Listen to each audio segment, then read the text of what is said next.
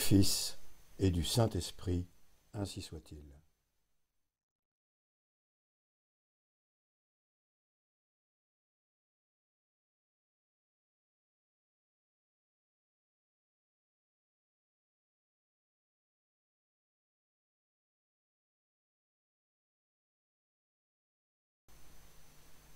Lecture du livre L'Angélus au XIXe siècle de Monseigneur Gaume, écrite le 2 juin, qui s'intitule Miracle de l'Angélus. Je m'adresse aux habitants de n'importe quelle ville ou village, de l'Ancien et du Nouveau Monde. C'est un jour de solennité. Hommes et femmes de tout âge et de toutes conditions remplissent l'Église. Ils ne sont ni fous, ni hallucinés, ni payés pour mentir à leur conscience et nier le soleil en plein midi. Tous, au contraire, sont désintéressés et saints d'esprit et de corps, comme il faut être pour déposer devant un tribunal. Mes amis, leur dis-je, si, au sortir de la grand-messe, une jeune fille de votre paroisse, connue de vous tous, à peine âgée de 14 ans, pauvre et pauvrement vêtue, vous réunissait autour d'elle et vous tenait ce langage. Ouvrez les guillemets. À partir de ce moment, toutes les nations me proclameront bienheureuse. Oui, toutes, sans en excepter une seule. Non seulement vous, mes parents et amis, habitants de cette paroisse où je suis né et où j'ai vécu, vous chanterez ma gloire et mon bonheur. À vous s'uniront non seulement tous les habitants de notre province, non seulement tous les habitants de la France et de l'Europe entière, mais encore tous les habitants de l'Asie, de l'Afrique, de l'Amérique et des autres parties du monde découvertes ou à découvrir. Il en sera ainsi non seulement une fois, mais tous les jours, des millions de fois, jusqu'à la fin du monde. Chacune de mes paroles sera recueillie précieusement, comme un oracle. Mon nom sera béni dans toutes les langues.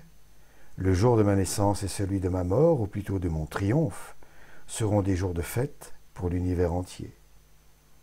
Aux louanges de la terre se joindront les concerts des anges, et ces louanges et ces concerts dureront autant que l'éternité. Fermez les guillemets. Quelle impression produirait sur les compatriotes de la jeune enfant un pareil langage?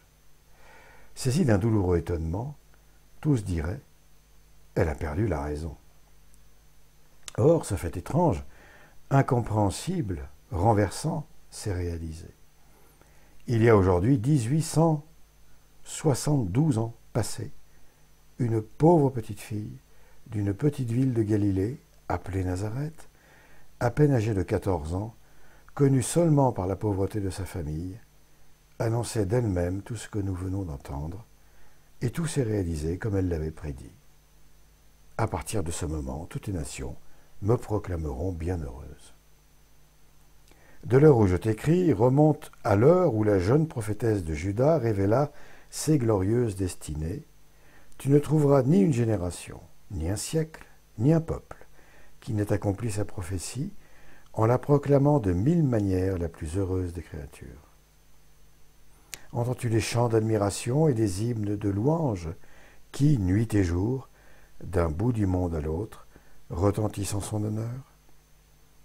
Vois-tu la terre entière couverte de temples magnifiques, où les arts, l'or, le marbre, les pierres précieuses se réunissent pour célébrer sa gloire?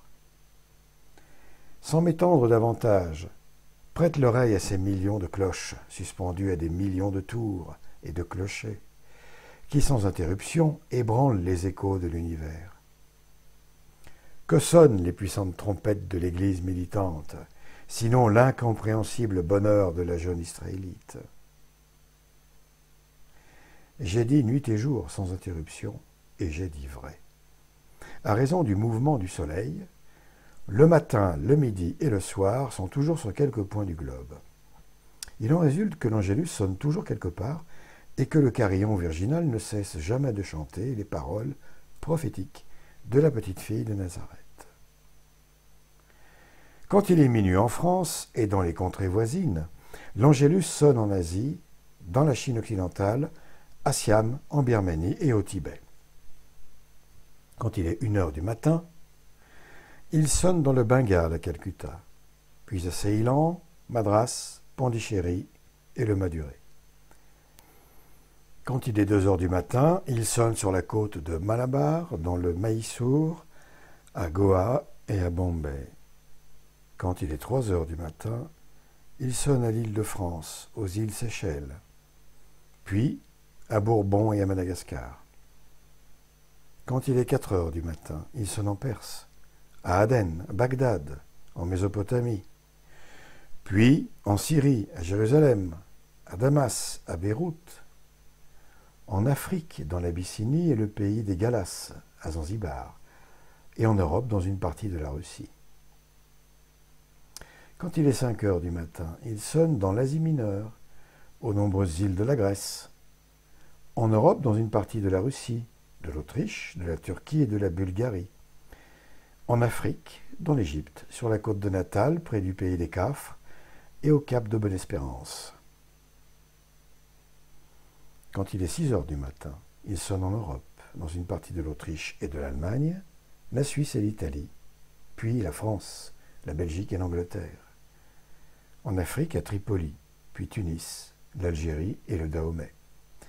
Quand il est 7 heures du matin, il sonne en Europe, en Espagne, Portugal, en Irlande, dans l'océan Atlantique, à Sainte-Hélène et aux îles Féroé.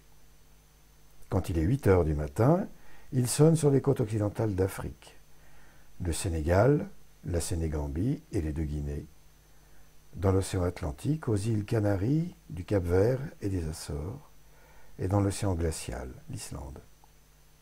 Quand il est 9 heures du matin, il sonne dans l'Amérique du Sud, au Brésil, à Fernambouc, Olin et San Salvador.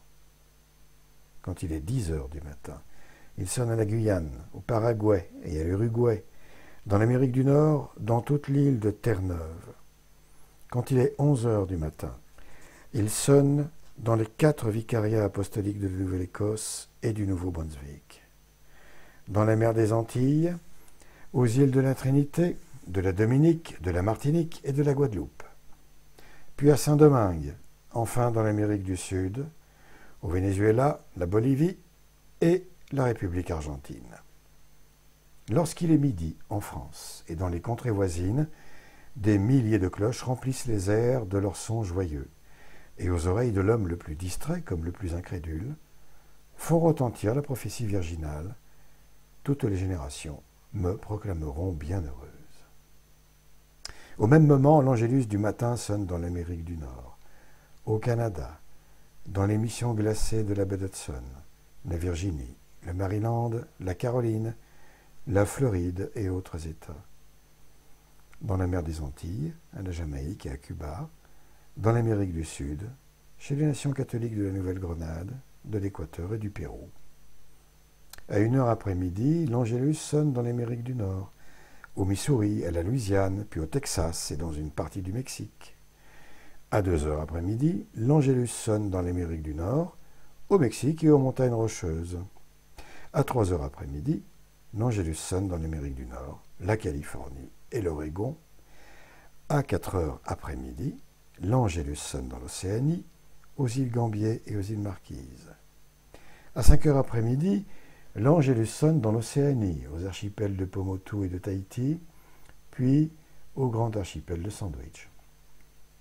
À 6 heures du soir, l'Angélus sonne dans l'Océanie, aux îles Samoa, Tonga, Wallis et Futuna. À 7 heures du soir, l'Angélus sonne dans l'Océanie, à l'archipel Viti et à la Nouvelle-Zélande. À 8 heures du soir, l'Angélus sonne dans l'Océanie, à l'île des Pins et la Nouvelle-Calédonie, les Nouvelles-Hébrides et les Nouvelles-Philippines.